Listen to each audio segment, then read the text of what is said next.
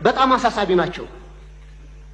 ለምሳሌ በፈረንጆቹ 2023 ብቻ በተፈጸሙ 594 የመብት ጥሰቶች በትንሹ 8253 ተጎጂዎች ተመዝግበዋል። ከነዚህ ውስጥ 1106 ሲቪሊያኖች በአማራ ክልል፣ 366 ሲቪሊያኖች በኦሮሚያ ክልል ተገድለዋል።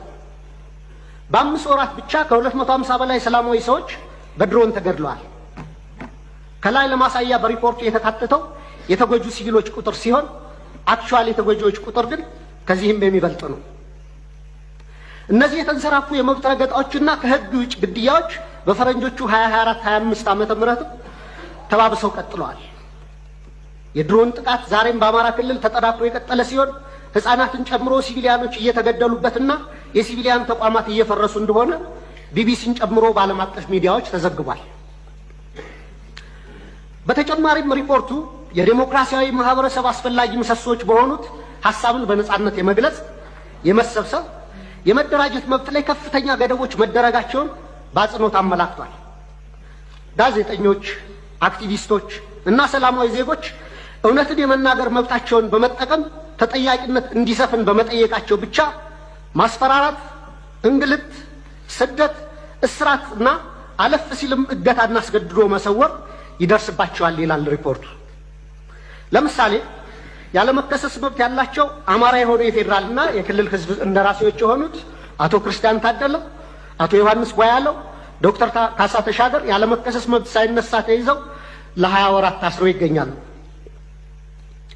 የተቃዋሚ ፓርቲ አመራሮች የሆኑት የአብን ስራ አስፈጻሚ ኮሚቴ አባል ዶክተር ቴዎድሮስ ኃይለማርያም፣ የኢዜማ የቀድሞ ሊቀመንበር ዶክተር ጫኔ ከበደ ከታሰሩ 2 ዓመት ሊሞላቸው ነው።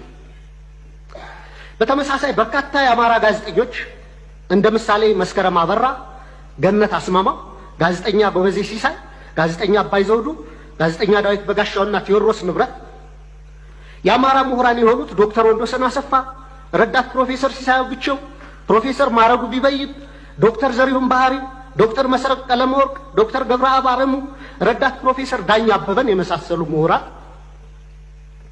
እና ጠበቃ ለሊ ምረቱና ጠበቃ ኤርሚያስ መኩሪያ አይነት የህግ ባለሙያዎች እንዲሁም የመንግስት ሰራተኞችና ወጣቶች በአጠቃላይ 182 የሚደርሱ አማራዎች በ25 የሽብርና ህገ መንግስታዊ ወንጀሎች መዝገብ ተከሰው ያለ ፍትህ ለ20 ወራት በፍርድ ቤት ይመላለሳሉ።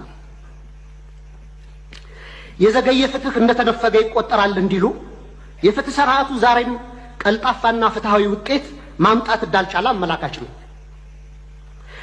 በኢህአዴግ ጊዜ ይደረግ እንደነበረው ሁሉ ፍርድ ቤት በተደጋጋሚ ይመላለሳሉ። ፍትህ ግን እንደ ሰማይ ርቋቸዋል።